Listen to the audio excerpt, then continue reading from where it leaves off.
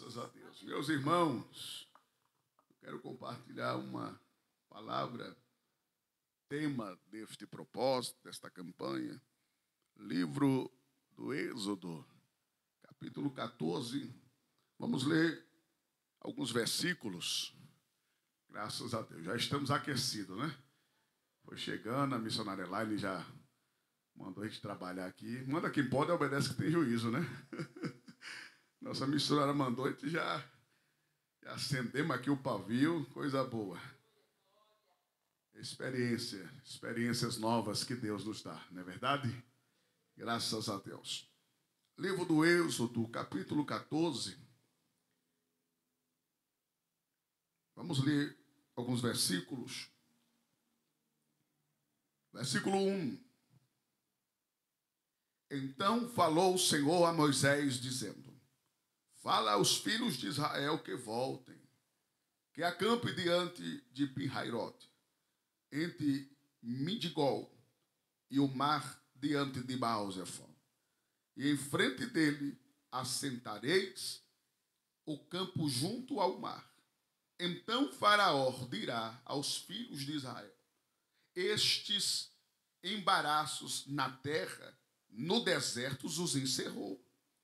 E eu endurecerei o coração de Faraó para que os persigam. E serei glorificado em Faraó e em todo o seu exército. E saberão os egípcios que eu sou o Senhor. E eles assim fizeram. Podem se assentar, por favor. Nós estamos diante de um texto marcante, emblemático. Falar do livro do Êxodo é falar com emoção. Porque aqui é a libertação do povo. O povo que ora estava cativo no Egito. Foram 4 séculos de sofrimento. Depois da morte de José, os irmãos sabem que toda a família do José desceu ao Egito. Os irmãos conhecem e sabem que houve fome sobre a terra.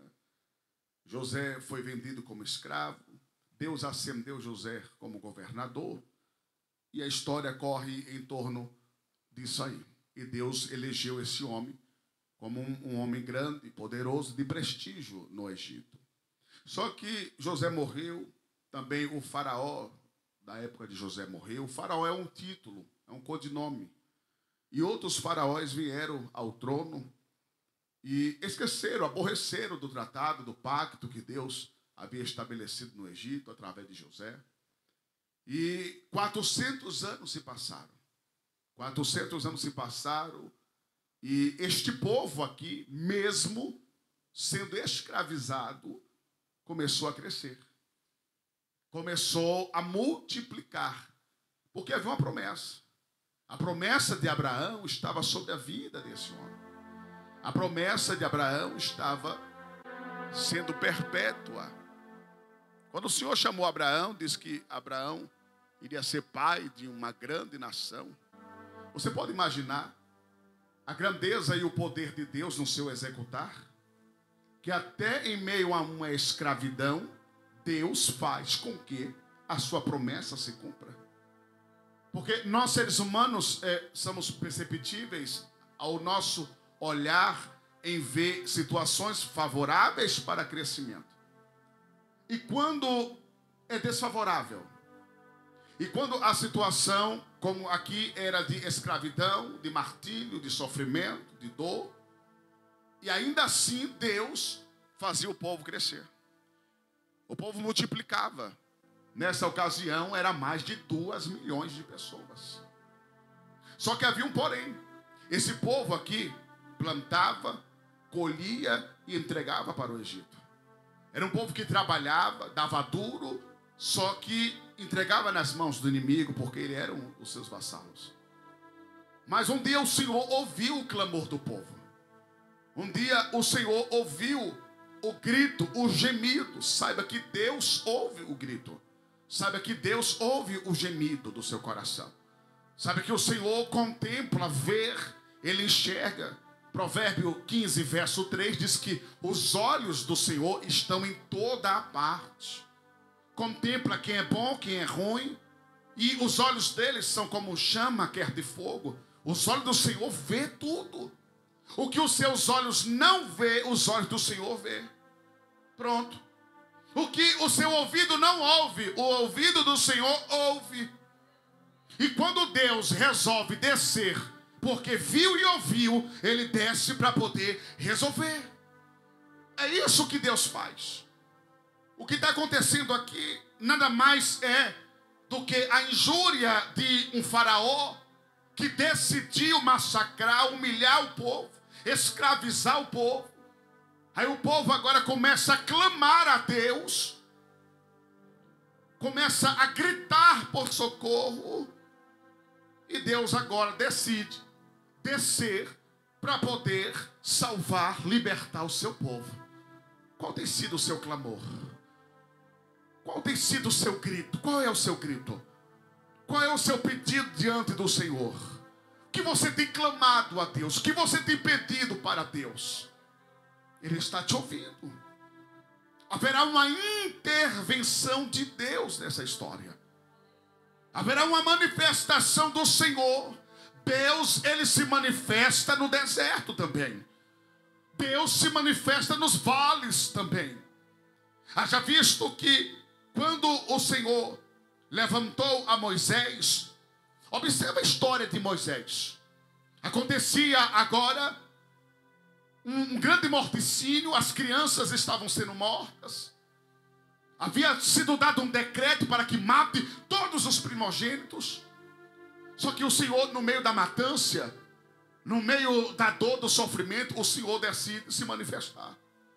E Ele se manifestou com livramento.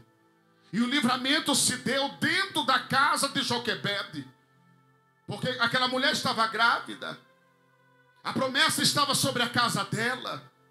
Eu volto a dizer, quando a promessa de Deus estabelece sobre nós, independente da dor, independente do sofrimento, não vai anular os propósitos do Senhor. A dor, o sofrimento, não anula os propósitos de Deus. Já visto que dor forja caráter. Sofrimento solidifica a sua fé. Nós aprendemos através da dor, através do sofrimento. Nós aprendemos e conhecemos mais a Deus, porque é os momentos que mais nós nos aproximamos de Deus. É os momentos que mais nós nos achegamos mais a Ele. E dentro desse plano, o Senhor tira a criança de dentro da própria casa para dar o livramento. E vocês conhecem a história. Aparece Miriam. Miriam pega a criança, coloca dentro de um cesto, coloca no rio. E aquele menino vai descendo dentro daquele cesto. Ali havia uma promessa, havia um sonho de Deus. Havia um plano sendo elaborado por Deus. Justamente naquele dia, naquele mesmo horário, naquela mesma hora, a princesa costumava se banhar-se naquele rio. E o que vai acontecer ali? Vai acontecer ali um propósito de Deus. Deus vai colocar as pessoas certas, irmãos, pelo amor de Deus. Deus vai prover no momento certo, na hora certa. O que nós temos que entender é que o Senhor não é de acordo com o nosso tempo. O tempo de Deus não é o Cronos. O Cronos é o nosso tempo, o de Deus é o Kairos. E Ele diz que um dia é 1000, como 1000 é um dia. Para Ele tanto faz. Mas uma coisa eu tenho certeza, Ele conhece a sua e a minha necessidade. Ele sabe a hora de agir. Ele sabe a hora de chegar. Ele conhece o tempo, Ele estabelece o tempo. É Ele que domina, é Ele que faz as coisas acontecer. E o menino foi retirado das águas, Moisés, retirado das águas. E agora para onde que Moisés vai? Vai para dentro do palácio, dentro do território do inimigo. Olha que Deus lindo. Deus vai colocar Moisés dentro do território do inimigo. Ele era um infiltrado de Deus. Ele era um plano em evidência, um plano elaborado por Deus dentro da casa de Faraó. E Faraó não sabia. Pensando o Faraó que estava no domínio. Pensando o Faraó que tinha o governo. Ele até poderia estar em execução, em domínio, em plena atividade, mas um elemento surpresa surgia dentro da sua própria casa. É assim que Deus vai fazer. Tu és um elemento surpresa de Deus. Eu vim pregar nessa tarde para pessoas que o Senhor está levantando para revolucionar. Não é coisa pequena não, é coisa grande. O que Deus estabeleceu sobre a tua vida é algo grande. Você precisa confiar em Deus e acreditar. E para um próprio propósito do Senhor, Moisés, ele cresce, é educado dentro das ciências egípcias. Ele aprende a cultura, ele sabe as estratégias. Deus entregou toda a estratégia nas mãos de Moisés. E Moisés não sabia. Moisés ainda não conhecia, porque Deus ainda não havia se manifestado. Olha o que o Senhor falou comigo aqui. Tem um plano em evidência. Tem um plano sendo elaborado. Você está no contexto. Você sabe. Você conhece. Deus agora só vai lhe apresentar. Deus agora vai promover. Tem situações que é Deus que promove. Tem situações que é Deus que elabora. E a Bíblia diz que um belo dia Moisés vai parar nas terras desérticas. Saiu do seu conforto. Saiu de dentro dos seus aposentos, do seu luxo, do seu conforto. Olha o que o Senhor falou comigo aqui agora. Vai ter situações que vai ter que tirar do conforto. Vai ter situações que vai ter que tirar um pouco do comodismo. Porque nós estamos habituados com isso. É um hábito nosso. O ser humano busca por conforto. O ser humano busca por um bem-estar. Isso é um hábito nosso, não é errado, não é pecado. Você não está fazendo da maneira errada e nem está pecando. Mas para o que Deus tem para promover na sua vida, Ele vai provocar algumas coisas. Ele vai movimentar algumas coisas. Deus vai te ensinar alguns valores.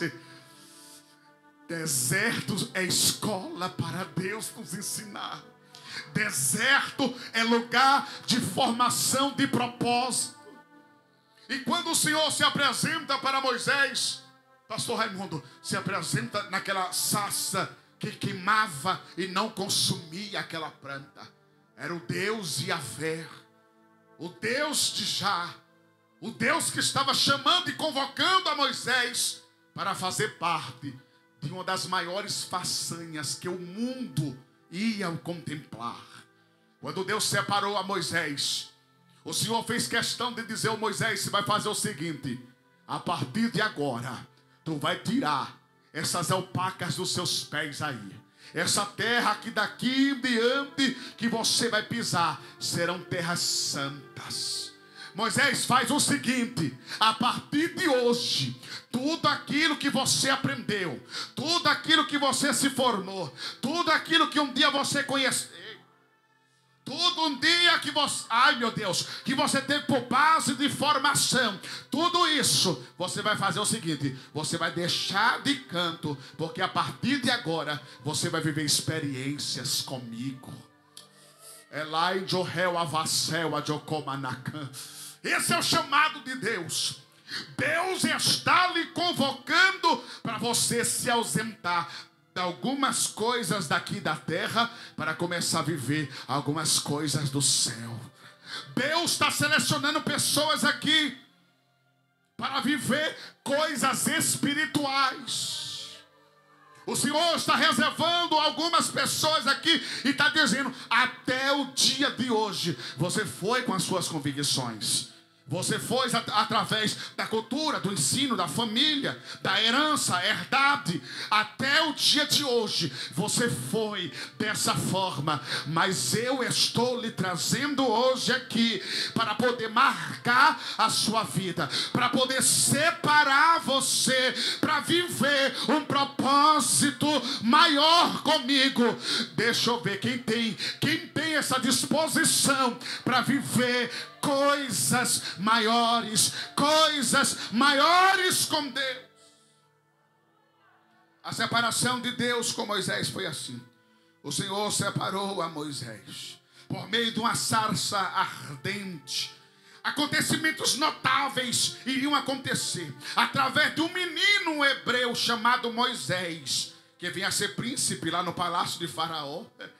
E mais tarde, exilado em uma terra desértica, Deus visitou a Moisés.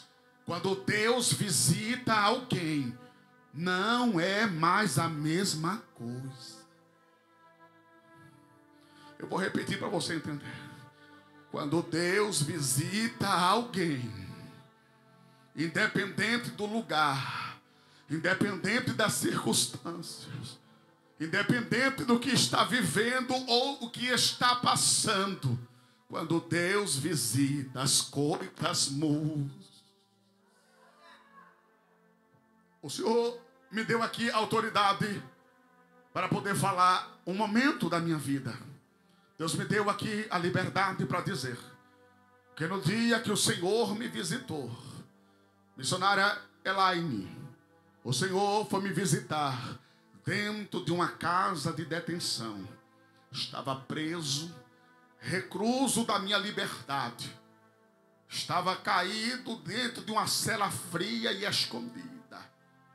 Há mais de 20 anos atrás, o Senhor decidiu entrar dentro daquele presídio e fazer uma visita para mim. Ou você pensa que Deus é limitado, ou você pensa que quem é limitado é o homem. Eu e você somos limitados e seletivos. E escolhemos lugares para entrar, para sentar, para comer, para beber. Mas Deus não.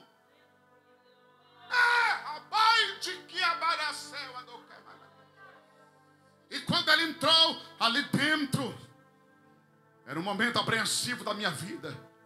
Porque eu já tinha participado de algumas audiências de custódia. E tinha retornado para a casa de detenção. Eu disse, eu vou morrer aqui dentro. Uma dessas rebeliões aí, eu vou perder minha vida. Mas havia uma promessa. Havia uma promessa. Havia uma promessa. E eu tinha ganhado uma Bíblia. Na época era aquela cinza pequena, Novo Testamento com Salmos e Provérbios. Hoje eu acho que acomodou, é azul, aquela azulzinha que a Ação Carcerária distribui. Eu disse, se tu és Deus, que esses crentes aí falam. Irmão, eu não gostava de crente. Eu não gostava de crente. Irmão de crente, tudo doido, grita. Hoje o mais esgoelado da igreja sou eu. É assim que Jesus faz. Esse crente falando inglês, falando uma língua que eu não entendo. Hoje quem mais fala a língua, eu acho, sou eu. Eu nunca vi um negócio desse. Daquilo tanto que eu falei, Jeová disse, então vou lhe pegar. Vou lhe pegar, vou lhe mostrar. E ali com aquela bíbliazinha, estava eu ali dentro daquela cela. E eu abri a Bíblia. E esses versículos não saem da minha mente. Esses versos não saem da minha mente até o dia de hoje. Salmo de número 46. Deus é o nosso refúgio, a nossa fortaleza, socorro bem presente na hora das nossas angústias.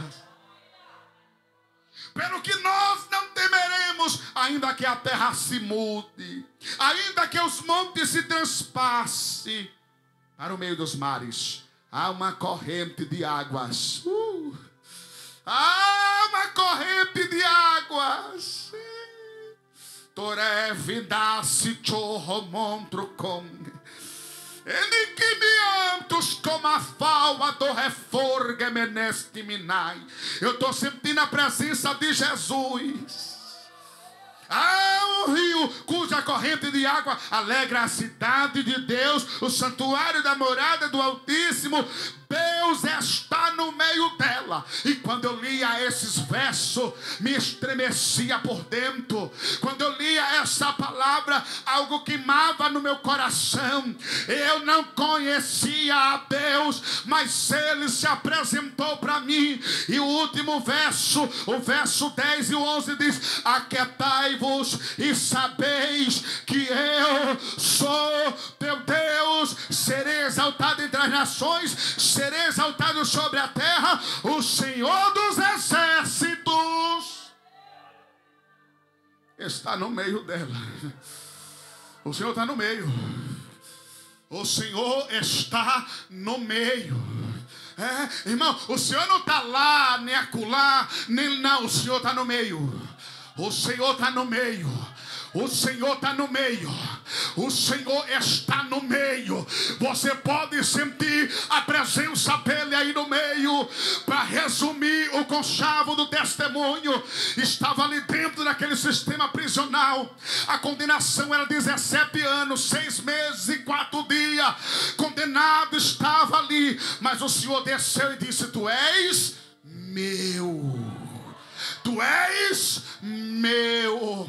E me lembro como o dia de hoje, pela porta da frente, o alvará chegou, o oficial de justiça, no dia de sábado. Sábado fora é fechado, não tem expediente. O alvará já estava na mão do oficial de justiça, e o diabo tentando segurar, tentando travar, porque o bonde, a transferência, o bonde é no dialeto, a transferência era para o presídio de Salvador, Lemos de Brito. Mas o Senhor disse: não, é aqui, vai ser na cidade de Itabuna, no extremo sul da Bahia, no lugar da vergonha dele. Eu vou mostrar que sou Deus, que dou a honra.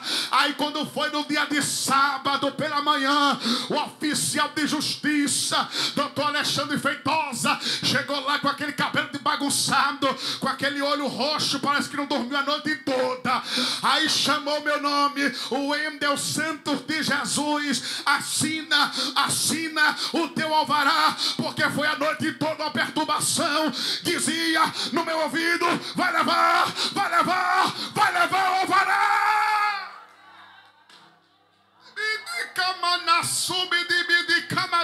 Você crê no Deus do sobrenatural?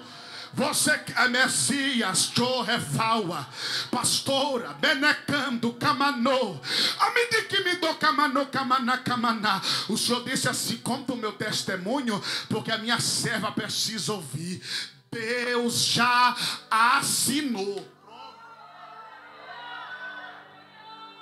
Deus já assinou, diz o Senhor dos Exércitos: eu sou o advogado dos advogados e o juiz dos juízes. E a senhora sabe do que Deus está falando.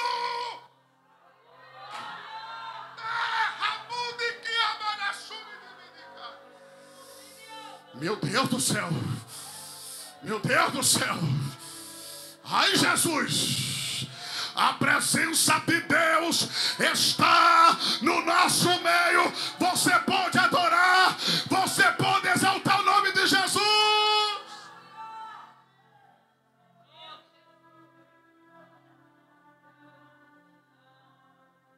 Deus cuidou de tudo, pastora. Assim como Deus cuidou de mim, viu? Deus cuidou de tudo. Ele te conhece. E Ele te trouxe aqui nessa tarde para dizer: chegou o socorro, chegou o amparo, viu? Chegou.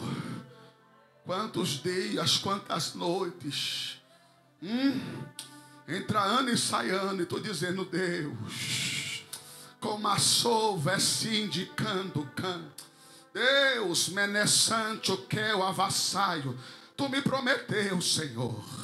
Anda assim de réu a do cama nassai. Enquanto tu estiver nessa terra, diz o Senhor, eu vou cuidar de todos eles. Não vai se perder nenhum da sua casa e da sua família.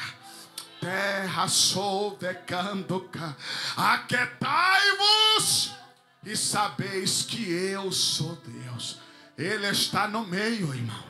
Ele está no meio. Quando o Senhor está no meio é diferente. Quando o Senhor está no meio é diferente.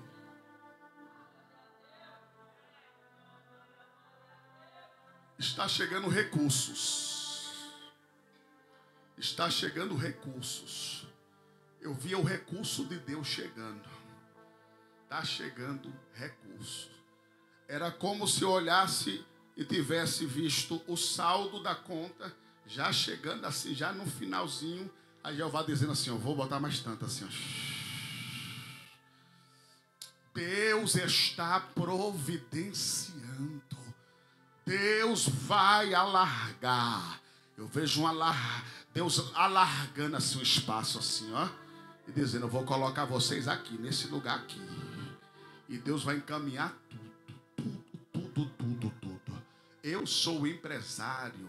Eu sou o teu empresário. Sou eu Deus que promovo. Sou eu Deus que abro. Sou eu Deus que farei conhecido. Não te preocupes, não. Porque eu sou o Senhor, providência. Tem uma providência de Deus chegando grande. E tu vai contar o testemunho. E não demora.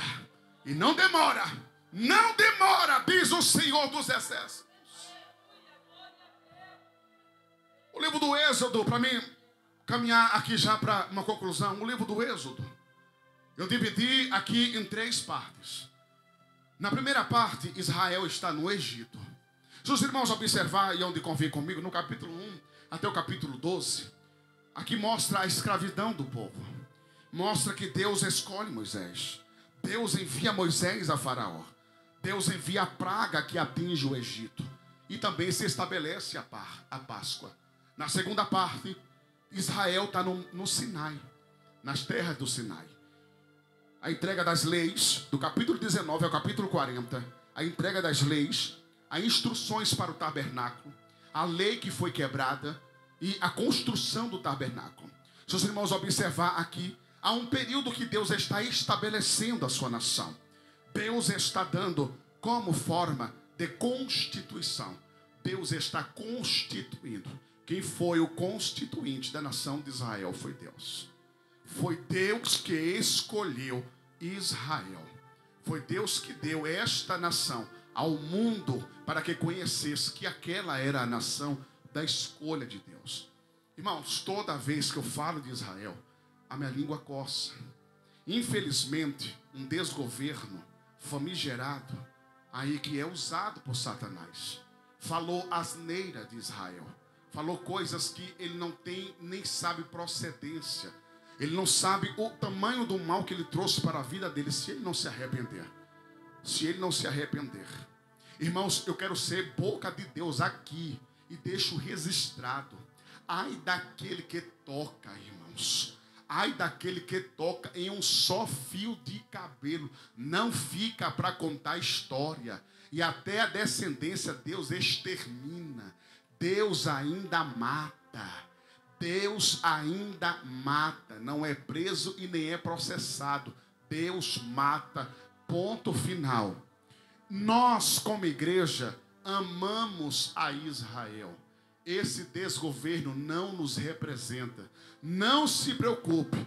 Quando o Senhor deixar ao seu céu de glória e vir à terra para poder cobrar, Ele sabe a quem vai cobrar. Você sabe que no Egito, quando o anjo do Senhor desceu para matar os egípcios, tinha a marca do sangue do cordeiro nos umbrais da porta. Quem tinha a marca, o anjo pulava uma casa. Você já está entendendo? Quem tinha uma marca, o anjo já pulava a casa. A casa que não tinha a marca do sangue do cordeiro, o anjo entrava, fulminava e acabou.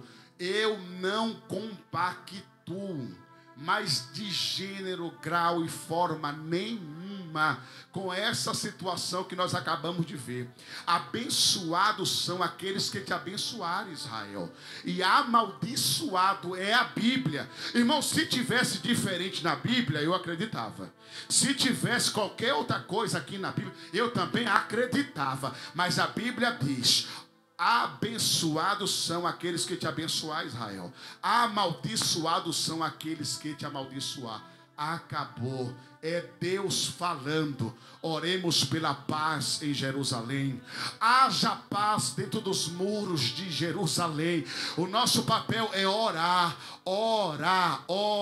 O nosso papel é orar. Não me envolvo em nada nessa situação. Mas eu já orei ao Senhor e disse: Senhor, eu estou fora desse negócio aí. Quando o Senhor descer para cumprir, quando o Senhor descer para estabelecer, quando o Senhor descer para poder punir, tu conhece o endereço de cada um. E eu quero ser mais ousado ainda. Esse ano o Brasil vai viver uma revolução.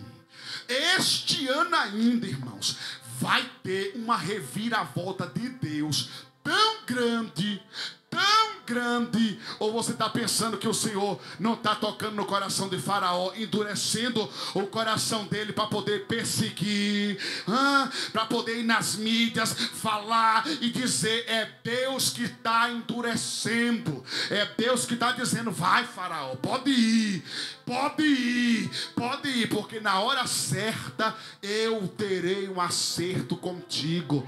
Deus vai ter um acerto com uma meia dúzia aí que pensa que é alguma coisa e não é nada. Quem é Deus? Quem estabelece é Deus. Quem dá e quem tira é Deus. É Deus e mais ninguém. Então Deus escolheu a Israel.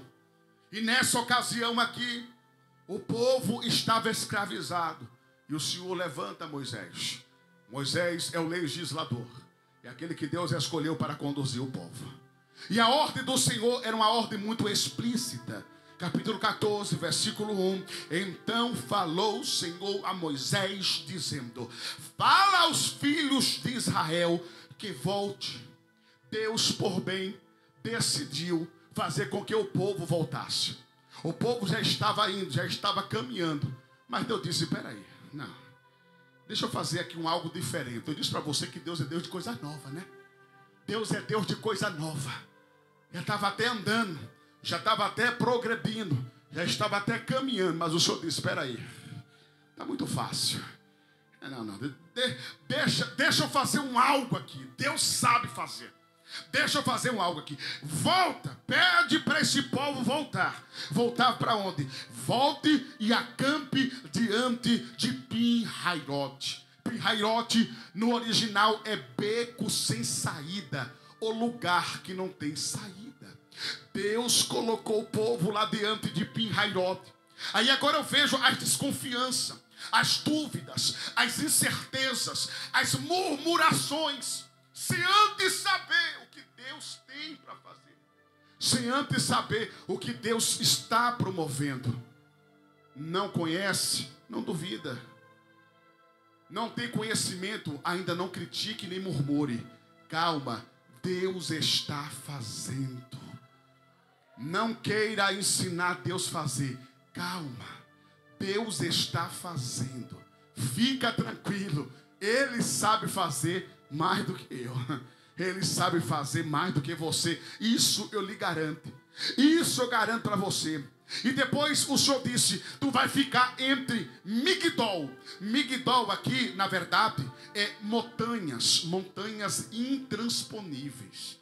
Então eles estão diante de Pi-Hairote, de um beco sem saída, um lugar que não tem porta. Parou em Migdol. Migdol, quando eles olhavam aqui, via aquelas montanhas e dizia: eita Jesus, aqui não tem como não. Não tem como passar. Aqui acabou para nós. Beco sem saída. Migdol, montanhas altas, lugar alto. E ainda tem mais ainda, não acabou não. E tu vai ficar diante de Baal-Zefon. Baal-Zefon é terra de canibal. A cultura de Baal-Zefon é comer as pessoas vivas. Eram terras canibalistas. Então, em um beco sem saída, em um lugar de montanhas altas, e uma terra que tinha canibais. E o Senhor disse: assentai-vos junto ao campo do mar. Quando eles pararam, que viu o mar vermelho, eles começaram a entender que naquele momento acabou e não tem mais jeito. Para o homem era o fim. Para aquele povo, mais de 3 milhões de pessoas, não tinha mais jeito. Não sei se você entrou aqui num beco sem saída. Eu não sei se você entrou dessa forma aqui. Eu não sei qual tem sido a sua situação. Situação sem saída. Olhando para as montanhas, dizendo: não tem como passar. É intransponível. É intransponível. Olhando para o outro, vendo os canibais. Porque tem pessoas que só falta nos engolir vivo. É real isso aqui. É real. Tem pessoas, pastor, aqui, só falta nos engolir vivo. Mas Deus é aquele que conhece o coração. Deus é aquele que sabe. Eu disse para você: o que os seus olhos não vê, os olhos de Deus vê. O que os seus ouvidos não ouvem, os ouvidos do Senhor ouvem. Então não se preocupa não. Não se preocupa não. E quando aquele povo parou ali, aí o Senhor vai dizer assim, ó: e eu endurecerei o coração de Faraó para que persiga. Na verdade, sabe o que Deus queria com tudo isso? Aí aqui Deus revela. Quando o povo para diante de Pirrairote, Midigal, o Senhor colocou ele naquele lugar, colocou ele em Baal-Zefon e na frente do mar. Aí o Senhor disse: não acabou ainda não. A prova está tão grande, mas vou acrescentar mais um negócio aqui, peraí. Vou endurecer o coração de Faraó, para Faraó ir atrás de você. Aí aqui Deus explica por quê. Vírgula, e serei glorificado em Faraó. O que Deus queria era glorificar o nome dele em cima de Faraó, nas custas de Faraó. Deus queria provar para Faraó que não mexe com o povo dele, que não mexe a quem Deus escolheu. Deus queria provar para Faraó que o povo dele tem dono. Você tem um dono. Você tem um dono. Não sabe com quem mexeu, não sabe contra quem se levantou, não sabe contra quem está levantando a língua, não sabe contra quem está apontando, mentindo e caluniando. Aí Jeová está dizendo assim: se preocupa não, se preocupa não.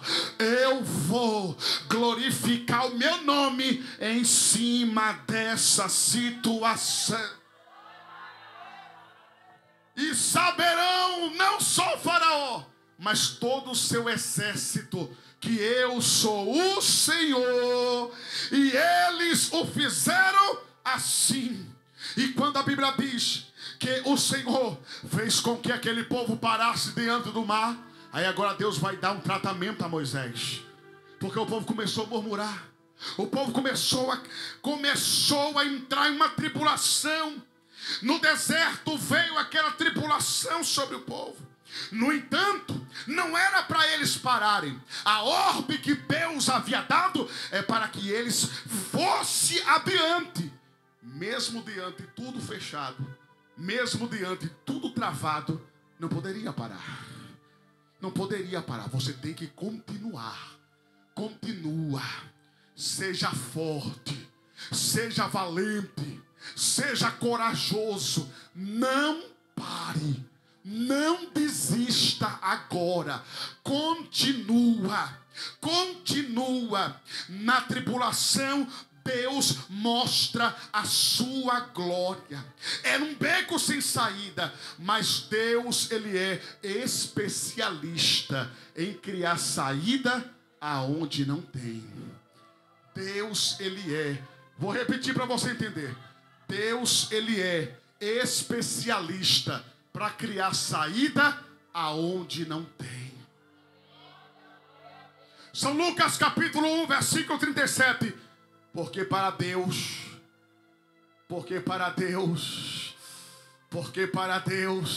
então não existem impossibilidades para Deus. Não existem impossibilidades para Deus. Deus, Ele faz, acabou, ponto final. Chegou o momento de Deus dar um basta. Acabou. Chegou o momento de Deus dar um basta. E na tribulação,